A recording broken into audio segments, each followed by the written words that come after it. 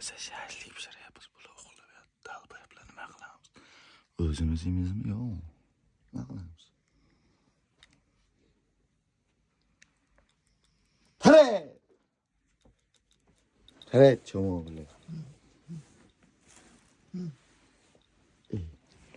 Hani şahitlik dediğimiz bu.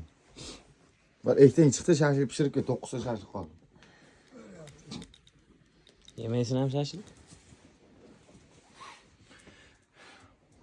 Bizler mi?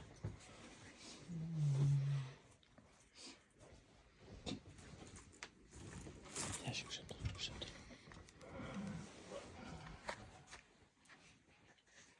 Tere Azat. Azat iyi onu.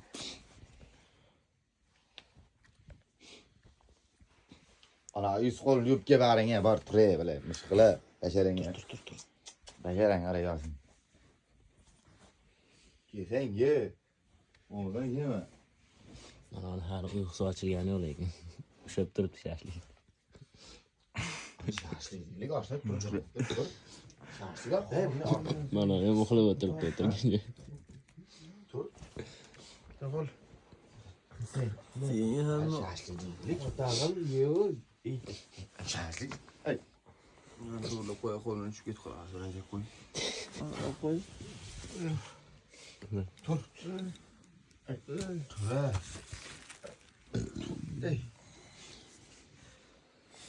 Aa ben özüm yiyeyim ha. İkisinden bir öyle karnım açıp gitti öyle. Isığı var ediyor ama. İkisinden bu da herhalde 9 saat bitti. Doğru mu?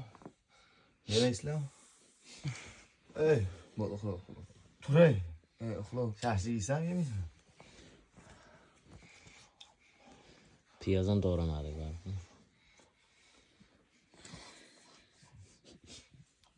Vallahi şahsi Oraya tu